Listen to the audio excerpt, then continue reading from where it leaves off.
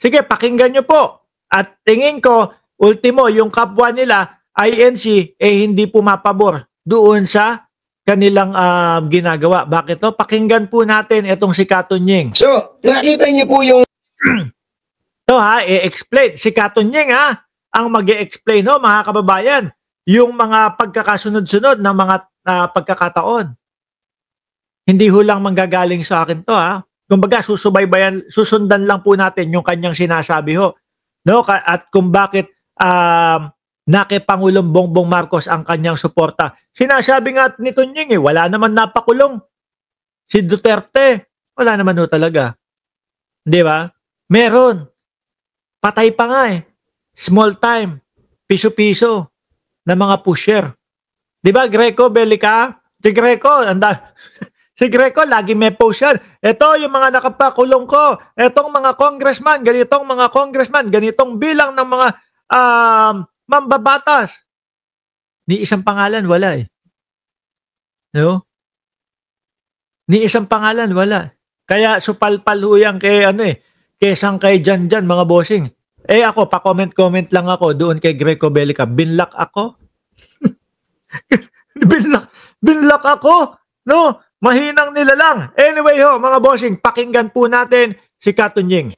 So, nakita niyo po yung sequence of events. Tandaan po ninyo, nung panahon ni dating Pangulong Rodrigo Duterte, may mga pinangalanan siyang mga tao. Ay, meron pang chart yon, di ba? Manila, ano tawag doon? Manila paper, kulay dilaw, tapos may mga pangalan, nandoon, kung di ako nagkakamali, nandoon pa si Jed Mabilog. Yung kay Jed Mabilog, ang sabi, ang bali-balita. Kaya lang po ako pinapahunting niyan, kaya lang po ako dinamay niyan, kasi gustong isabit yung pinsan na si Franklin Drilon kasi nga, talagang yun, tawag doon, kritiko ng dating Pangulong Duterte. Kumbaga, gagawin siyang ladder, gagawin siyang hagdanan, gagawin siyang connect. No, eto, yung pinsan ni Drilon, nagbebenta ng ipinagbabawal na gamot, drug lord. Siyempre, anak ko talaga, kaya pala ayaw nyo kay dating Pangulong Duterte, kayo, Drilon, ganito, ganyan, gano'n na yun. Mabuti po, nakapagtago, pumunta sa Estados Unidos, kundi ako nagkakamali doon sa lugar. Iba, meron pa siyang chart noon. Pero anyari doon? Sa chart na yun, wala lang. Diba? Palamuti lang, banderitas lang, Sir Odile noon. Diba? Luz Chongson. Sabi, Mark, dapat sa mga religious na yan, pagbayarin na ni PBBM ng tax kasi masyado na silang nakikialam sa politika natin. Yan, sabi yan ni sabi yan ni Sir Hoton Albareda. Tuloy. May mga pinangalanan siyang mga tao tungkol po dito sa sabi niya, corruption. Pero meron ba siyang naipakulong na corrupt noon? Wala akong naalaman. Wala akong nakita, wala akong nabalitaan Wala lang. Noong galango, mga bossing, yung tungkang, yun ang madami. Yun ang laban, yun ang madami kong nabalitaan. Yung maliliit nating mga kababayan na hindi nabigyan ng due process. Doon, mga bossing. Diba? Pero yung mga big time, yung malaki mga bossing, chipa mo, sir, yun nga Biruin mo, parmali pa Yung parmali ang pinaka nakakasuka mga kababayan. Bakit to? Tayong lahat, iniisip natin saan kaya tayo kukuha ng panglamon. Saan kaya tayo kukuha ng trabaho? Karamihan ng trabaho, lay off. Diba? Problemado tayong lahat. Mga kababayan, sa trabaho, pangkain, kaperahan. Pero yung parmali, tapos yung pandemic, Pilipinas po yata breaking the record po ang Pilipinas yata doon. Pinakamahabang pandemic sa buong mundo. Pilipinas yata ang nakakuha na champion. Bakit to? Umalis ako, kami kasi, pamilya buo, nagbakasyon kami dyan ng 1 taon sa Pilipinas. 1 year, mga kababayan. Magpahinga dahil dito, walang mga bukas, sarado yung gym, sarado lahat. Ano po? Sabi ko, sige, uwi muna tayo ng Pilipinas, pahinga, at least bakasyon tayo 1 year. Kung di ako nagkakamali, 2021 kami umalis, mga kababayan. July. diyan sa Pilipinas, tapos na yung bakasyon. Paglipad namin, unang lipad namin, pandemic yun. Paglipad namin, paglapag ng eroplano sa Hong Kong, wala na.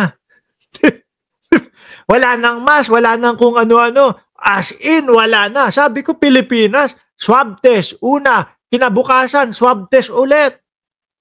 Tapos, meron ka pang kala mo, Voltron ka, yung face shield. Meron ka pang mask.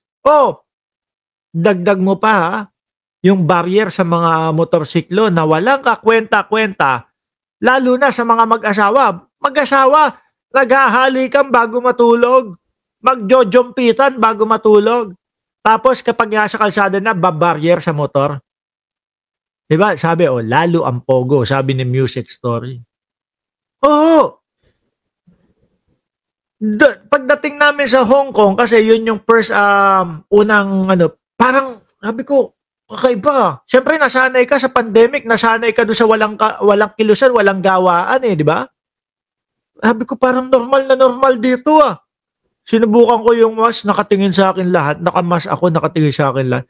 Tapos, alam nyo kung kailan nawala yung mask, yung mga face mask, at kung kailan natapos yung pandemic. 2022. No? Nung in-announce na ni Pangulong Bongbong Marcos na wala ng face mask, yun yung nanalo na si Pangulong Bongbong Marcos. Sabi ni Virgie Badiola, katawa-tawa yung mga nakamotor na may barrier. Tuloy. Yung panahon niya, Pangulong Duterte, meron ba kayo naalalang ipinakulong niya na korap? Wala nga, Katunying. No. As in, wala talaga. Hindi ako, baka naman nalimutan ko lang. Meron ba? Wala nga, Katunying. Pang-apat na beses na, wala. Kayo dyan sa comment section, meron ba na naipakulong na korap ang dating Pangulo? Wala. Wala daw, sabi ni Tunying. Pero in fairness dito sa presidente na to, si Pangulong Bongbong Marcos, magalit na kayo sa akin o magalit? Nako, baka magalit sa iyo ang INC. No, magagalit sa iyo yung mga DDS. Di ba?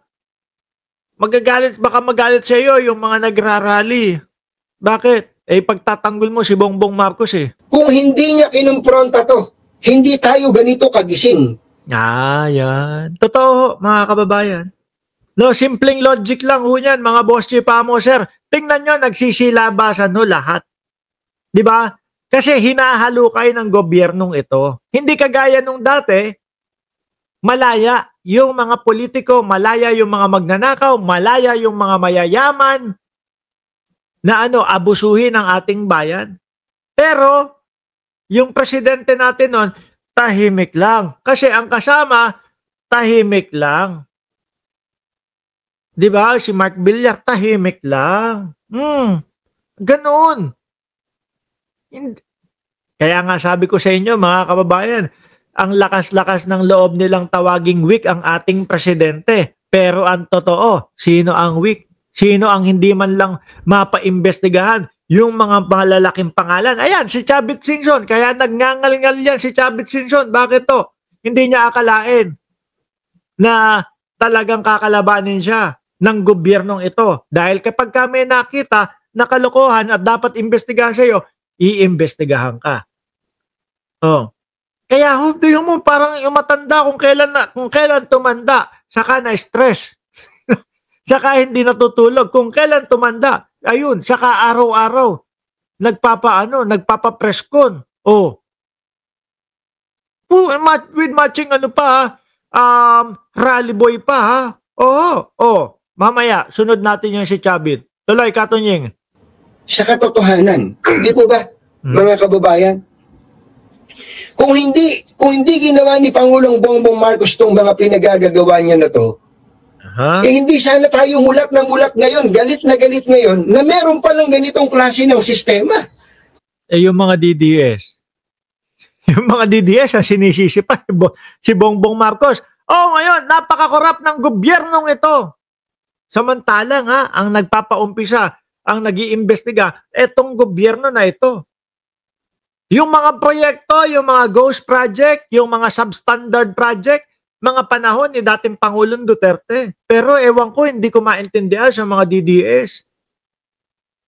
Yung mga DDS, ang lulupit mag-isip. Si Bongbong Marcos daw ang mastermind ng lahat ng ito. Pero pag tinanong mo kahit yung kapitbahay ninyo, kahit yung mga kaibigan nyo sa Facebook, walang maituro, walang masabi. Sasabihin sa'yo, hindi ka pa ba gising sa mga nangyayari sa bayan? Tatanungin ko, Putrages, ang tinatanong ko sa iyo, kung meron kang ebidensya, no, na ang mastermind si Bongbong Marcos, ang sasagot sa iyo, hindi ka pa ba gising sa mga nangyayari sa bayan? Anak ng tutya yan. Gago yata kayo mga DDS. Di ba? Yun lang sa atin. Baka kayo dyan, 1,000 katao na nanonood.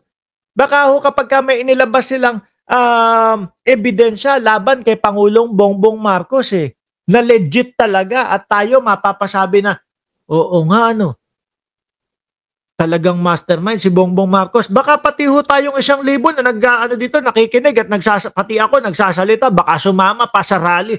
Baka pumunta pa ako ng Malacanang, "Oy, Bongbong Marcos, bumaba ka diyan." Baka ganun pa sabihin ko